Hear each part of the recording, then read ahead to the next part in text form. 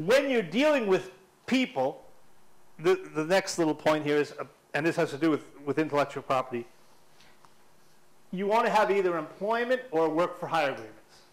In other words, if you set up a business and you have people working for you, if you don't want them to be partners, because again, the law deems basically people working together as partners.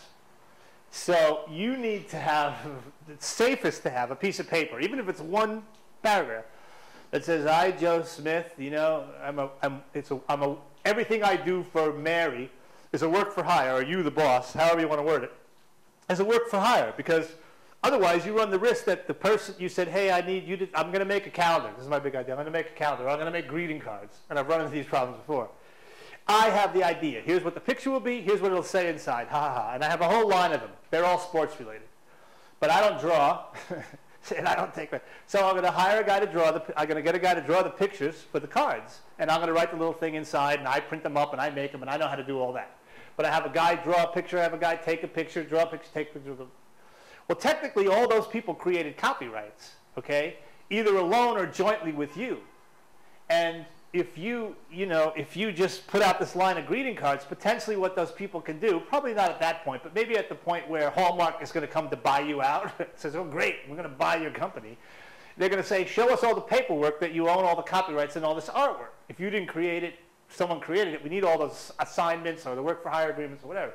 If you don't have that, basically what ends up happening is you have to go back to those people, hey, look, Hallmark's buying me out. Could you just sign this piece of paper that you were giving me the work for that $100 I paid you? I mean, no one's going to do it. They're going to go, well, you know, I mean, I got a piece of it, didn't I? I created it for you.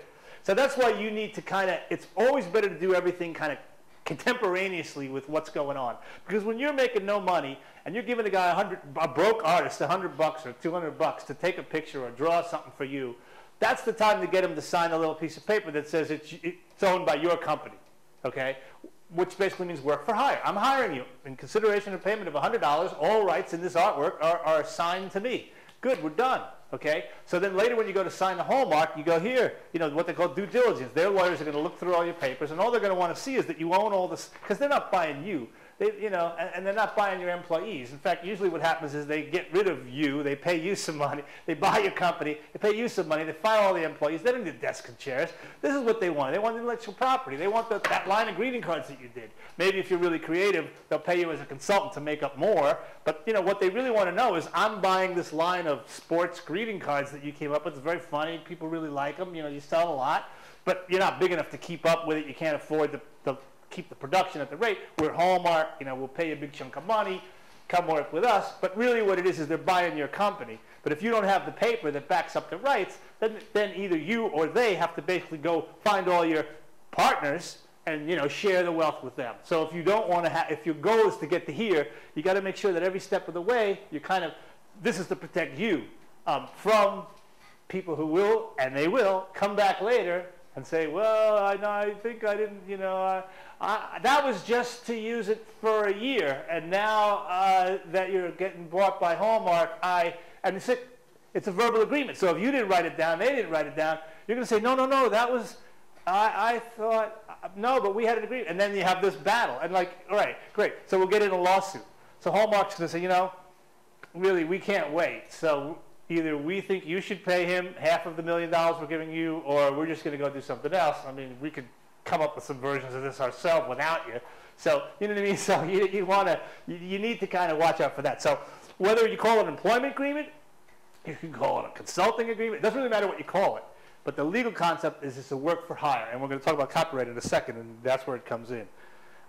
So keep in mind that when you're working with people, if you don't want equal partners, make sure there's paperwork between you and whoever your partners are that says who's getting 10, 20, 50, 90.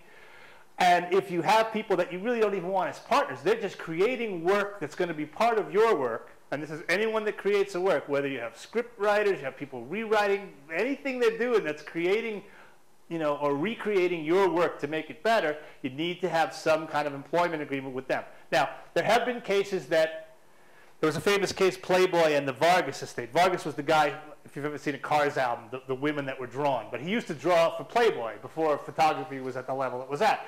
And he would draw the women on the hoods of the cars or whatever, right?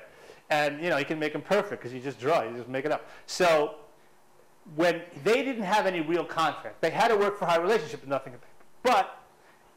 But he was fine with it because every time he drew, they'd say, draw us a picture, redhead, blonde, blah, blah, blah, on a car, on a train.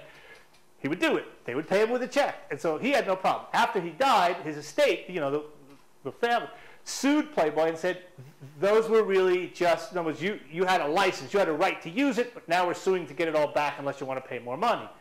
So it went one way, and then it was appealed and went the other way, but the final ultimate decision was that there was a written contract. And what they relied on was Playboy said, every check we wrote was a signed contract. Check number 1, $500. In the little memo part, it said, work for hire, payment in full, you know, whatever, work October to, you know, 19, whatever it was, 55. And we signed it. And when he endorsed it, he signed it.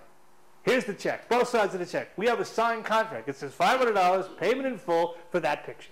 And the next picture, please. All right, here's the check for that picture. So what they did was, without having a contract, but you can make a contract by making sure that when you pay, now it doesn't work with cash, so then you have to have it. But if you have a check, you have the ability to write it. Doesn't matter if they read it or not. The point is, at the end, just think about it. You've got a check. On the front of the check, it has your information, and then the bottom little left-hand corner, that little ray, that's really what it's meant for. It's for you to write down what it's for, okay? Now, most of us write it in our checkbook, but it's better to write it on the check, because this way, when the person signs it on the back, you've got a signed contract. You've got 2 signatures, yours on the front, his on the back when he cashed the check. So it's proof that he accepted the deal, even if he didn't read the deal, you know? So now he's dead, and even though he's dead, they're able to prove, look, you weren't there. We were there with him, and we made a deal with him. And every single check refers to the piece of work, says payment in full, work for hire, payment in full / work for hire, and it references the date the work was made. That's good enough. And the court said, to us, that's a very clear contract. You know, you can make it 20 pages long. It could be more confusing. One check that refers to the work, it says it's payment in full, it has a date. I think that's good. 2 signatures, we're done here, you know. So it's amazing it didn't settle quicker. But keep in mind, again, thinking as a business person, you may not have the work for hire or employment agreement, but if you do pay someone to do something for you, the next best thing, because again, it can be tricky sometimes to get people to sign things, is the check. Just make sure you put enough information on the bottom so that, and you got to think like a lawyer here.